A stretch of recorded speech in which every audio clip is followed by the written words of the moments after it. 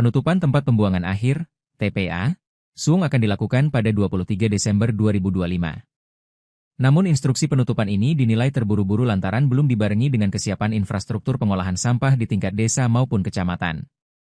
Masyarakat makin resah karena sejumlah petugas swakelola sampah mengumumkan bahwa Jumat, 19 Desember 2025, adalah hari terakhir pengangkutan sampah dari rumah warga dan pemukiman padat. Bagi warga yang memiliki lahan luas, menimbun sampah mungkin masih memungkinkan.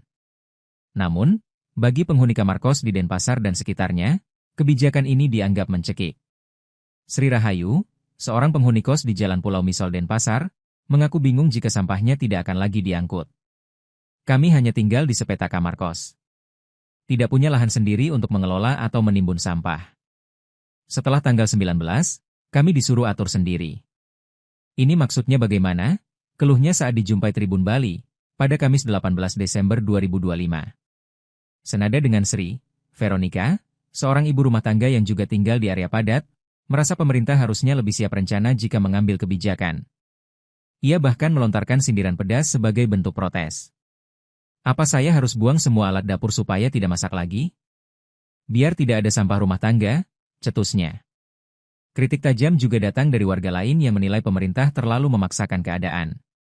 Al-Amin, salah satu warga, menyoroti bahwa partisipasi masyarakat dalam memilah sampah sebenarnya sudah mulai tumbuh, namun tidak didukung oleh fasilitas yang mumpuni.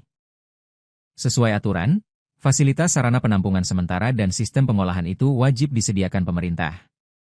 Tapi kenyataannya, infrastruktur di tiap desa belum siap, ini sangat tidak masuk akal, tegas Al-Amin. Kami sebagai masyarakat kan partisipasinya memilah sampah berdasarkan sumbernya. Itu sudah kami lakukan, tapi sistem operasi pengelolaannya kan tanggung jawab pemerintah, tandasnya. Apa iya kami warga kos yang hanya tinggal sewa di sepeta kamar lalu menjadikan kamar kecil kami tempat penampungan dan pengelolaan sampah juga? Jabarnya.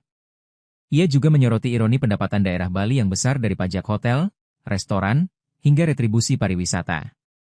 Sayangnya, anggaran untuk masalah krusial seperti sampah justru dinilai tidak begitu kentara saat masalah seperti ini. Pantauan di Tribun Bali di beberapa sudut kota Denpasar sampah juga mulai menumpuk di pinggir jalan raya.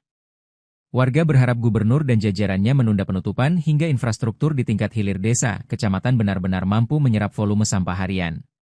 Jika pemerintah tetap bersikeras tanpa solusi konkret bagi penghuni kos dan kawasan padat, dikhawatirkan Pulau Dewata akan berubah menjadi pulau sampah, tepat di puncak musim liburan akhir tahun.